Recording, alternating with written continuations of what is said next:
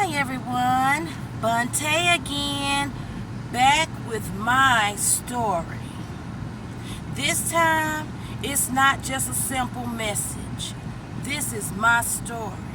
See, the prophecy that I spoke about in 2023 has now began. When everybody wanted to call me a liar, saying that I was being manipulative, that I was worshiping the devil, just because I was getting to know myself. I was actually healing myself, learning more and getting closer to God. That's what I actually was doing. But no, everybody around me, neighbors, people I didn't know, were doing a lot towards me, even throwing burnt sticks in our yard and thought I didn't know. All that was caught on video. Well, anyway, same year of 2023, December the 19th, the Pacific day that this all went down, where I was being evicted without my knowledge, where I got my child taken away from me and sent to his dad's, and where I lost my house, my animals, my everything, even our clothes, our furniture, everything. The only reason why all that happened, you guys, was because they physically never knocked on a door. They just started drilling and coming in. They evicted me because I did not pay my rent for right at 3 months, because I was asking my landlord them to fix things. The air conditioning kept going out, the sewage and plumbing kept coming in through the tub, and on the outside on the ground, it was just coming up through the washing machine and everything. So when I did get served with the paperwork to go to court, the officer that served me told me to make sure I send that paper in. It was something connected to that paper that I was served, that if I sent it in, that the court case would be held back or paused, or they'll send me a new one. So my whole thing was, I was waiting on this letter to come through the mail, because I put it in my post office, my little post box right there in front of the house, because at that time my car had broke down as well. So I was like,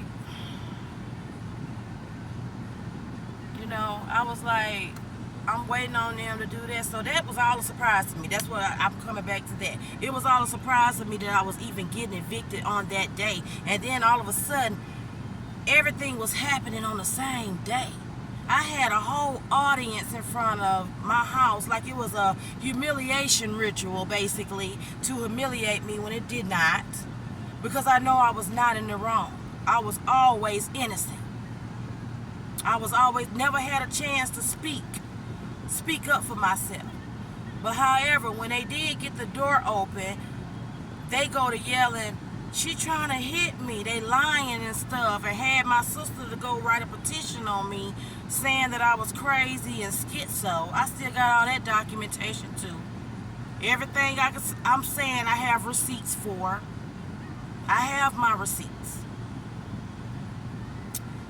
She wrote up a petition, so when they did open the door and I came out, they slapped handcuffs on me, didn't even read me my rights or anything. Put me in the back of the police car and took my youngest to his dad, because his dad said I missed a court date. I'm like, how am I missing all these court dates without knowing when the court dates are? So they gave temporary custody to his dad, which was the biggest mistake in the world. It really was, because my baby was being abused over there the whole time, and he wasn't listening to my son about what his girl was doing. But anyway, we're gonna get back to that. I was put in the back of the police car, And they told me they was taking me to Metro.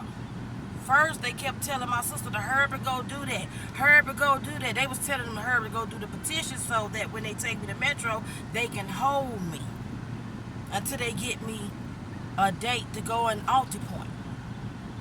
So that had me staying in Metro for 3 whole weeks. 3 whole weeks I was really calm, but I was asking them to let me go, let me leave. So when I said that, they unlocked the door to the cell. I came out the door. They opened the other door where all the officers be at, and I was like, I'm innocent. I ain't did nothing. I shouldn't be in here. Because see, by that time, I still didn't know what I was really in there for, because I didn't know what a petition was. I've never written a petition on nobody. I never knew what it was all about. However, at that particular moment when I was able to walk up in there and tell the officers, like, you know, can I go? I ain't did nothing. I don't know the procedure. I've never been locked up. And so I started walking towards the other door that I remember coming in. And when they told me not to move, I had already just opened the door. And I got tased by 4 different officers at the same time. I had 2 hickeys on my forehead from being tased in Metro.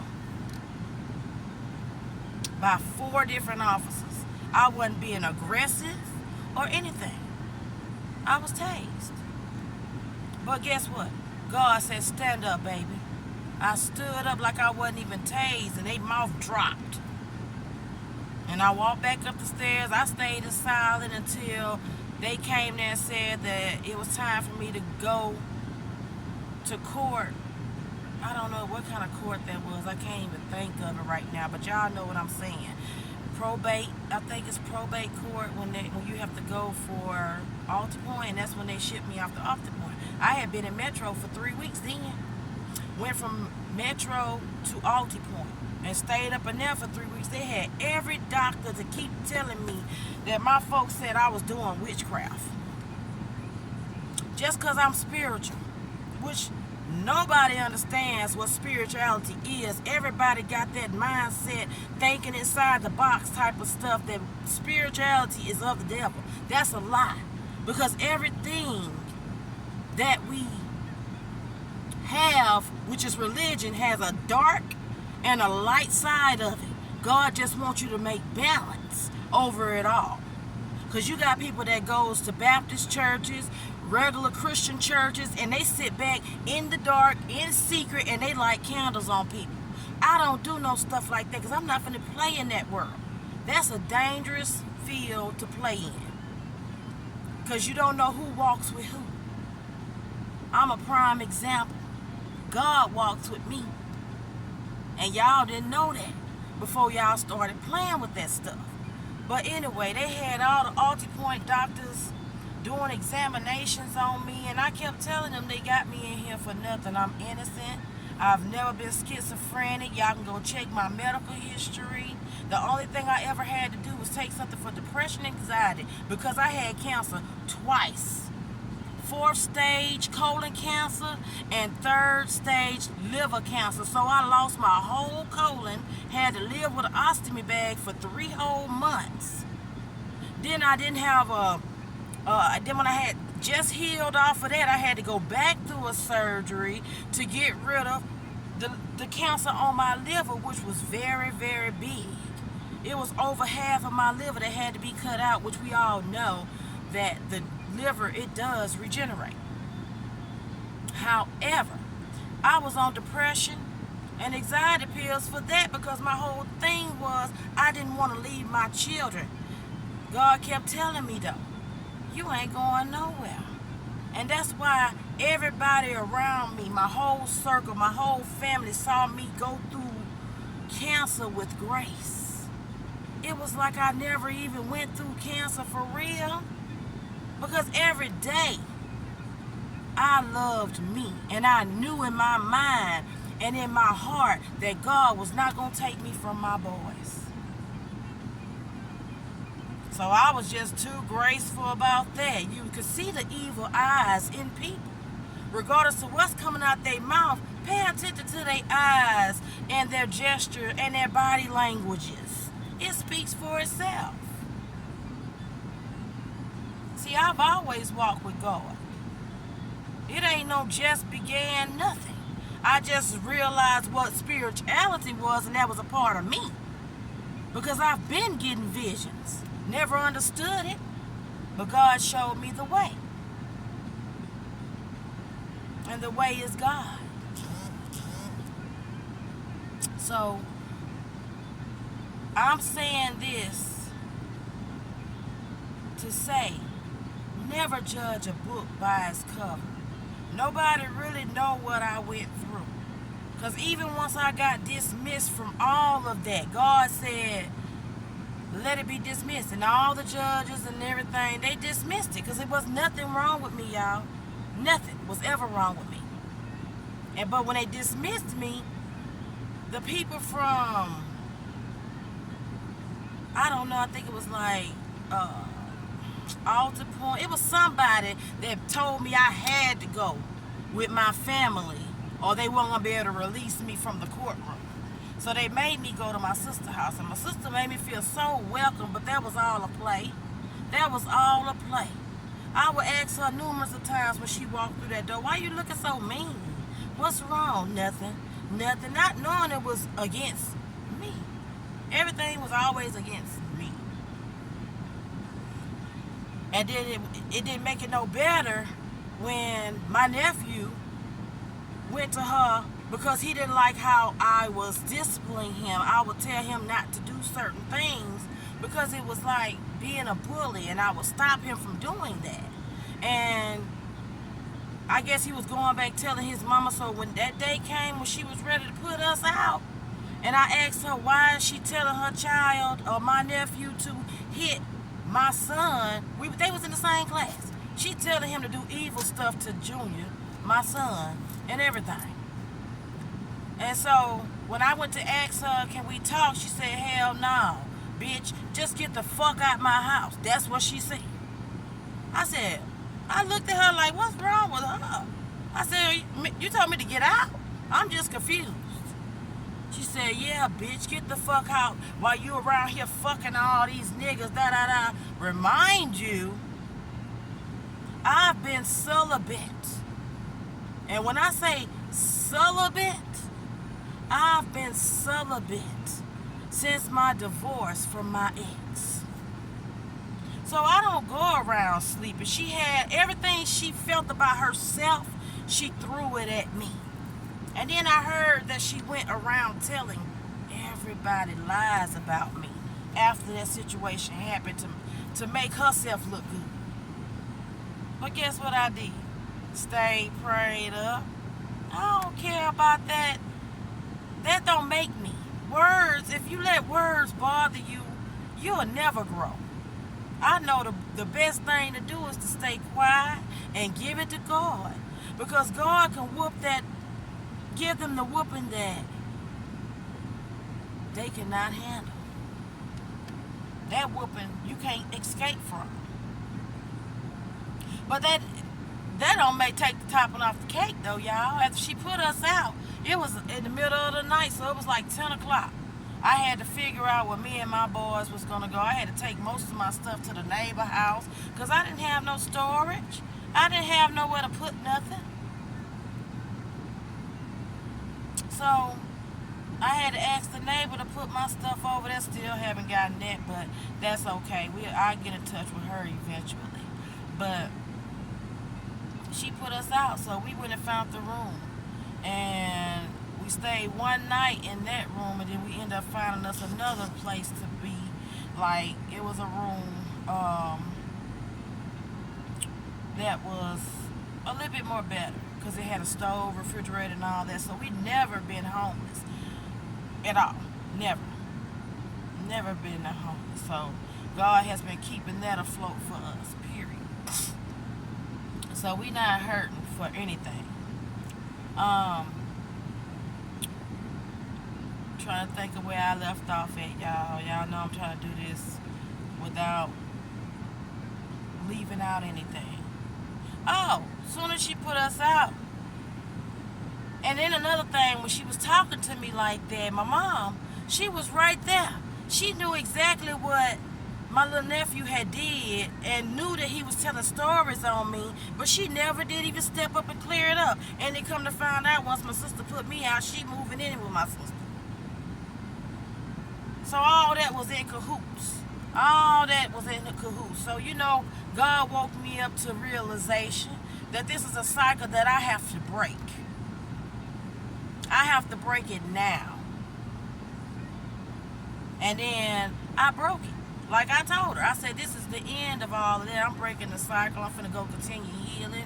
I'm leaving y'all where y'all at, and I'm going where I'm going with me and my boys. And I don't need no parts of nobody. I just erased them out of my life because I'm not finna go through this. This been happening too much. That ain't the first time I got put out from a family member house, y'all. I was going through my chemo. My own mother put me out of her apartment because I think my son had got a little smart mouth about something she asked him to do. And she told us to hurry up and get out of her house, and we were back in a room again. So we've never had family that just stuck by it. I go call my other sibling, and a closed mouth don't get fed. But if you need help, and that person know you need help, they knew what happened because they had already got the story broke down to them. It's always gotta be like a closed mouth. They want you to beg for help, when I ain't never do nothing but this right here. What you need? Oh, okay, here you go. But see, that's why you have to keep your niceness to yourself. When people don't reciprocate what you're giving, you gotta release, let go, and let God. Let go. I called everybody. When I was in that Altar Point, y'all, I called everybody number that I could remember. Do you know? No one answered the phone for me. And I left a voicemail. Nobody tried to call back. So everybody that didn't answer for me, God saw it. And then, y'all, all right, let's get back to this other story. When my baby stayed with his dad for almost 3 months. When I got him back eventually, it was right before I got him back though, we was getting visitations when he would allow me to have my visitation.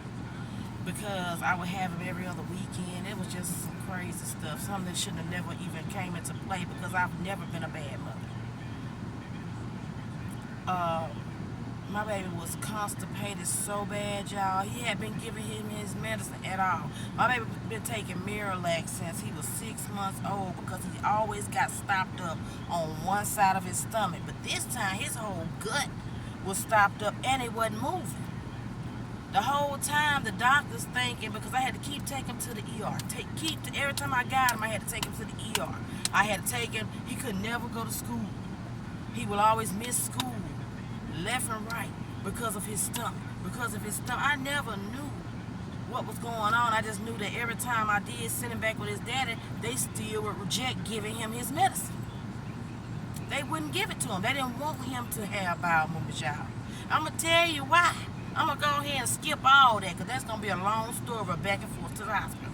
Back and forth to the hospital after I got him back.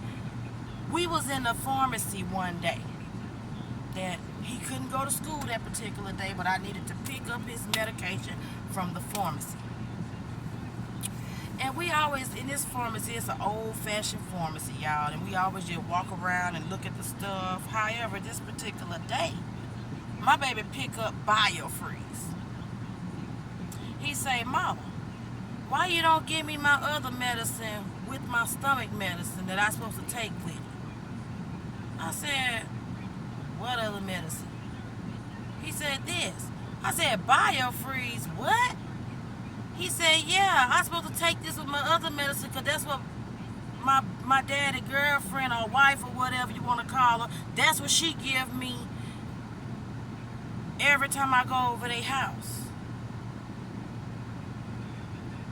And they give me gummies to go to sleep." I said, "Melatonin?" He said, "No, it's they kind of gummies. It's the grown-up kind of gummies that put you to sleep." I was like, okay, wait a minute. I tried to talk to his dad. We went to a doctor's appointment. I asked him not to bring her. I said, can you please not bring her this time? Because the first time he brought her to a doctor's appointment, y'all, he showed off so bad with me. I was a bee in front of my child. I was everything because I stopped her from filling out my child's medical paperwork when you don't know exactly what be going on with him. We was at the doctor trying to get him a GI, doctor to know what's going on with his stomach. She was putting that he wasn't doing none of that stuff that I know what he was doing. However, that didn't hurt, man. Y'all just was like, you don't know his medical history. I'm going to fill it out. I wasn't ugly or nothing. His daddy immediately jumped up. B, I hate you. I'm like, I just laughed at him and told the nurse. I said, okay. And I told the nurse. And the nurse said, y'all just keep it calm. Don't worry about it. I said, so okay. So I sat on my side and they sat right there. So I just asked them not to bring her this time. And this time I was like, your son been complaining about things that Whitney do to him when you not there. Oh, that's a bunch of lies. That's a bunch of lies. That's what he kept saying. That's a bunch of lies. All y'all do is lie. I said, that's the reason why he don't want to come over your house, because you believe nothing he tells you. This boy cry about not wanting to come over your house every other weekend when it's his time to come over your house. He don't want to go.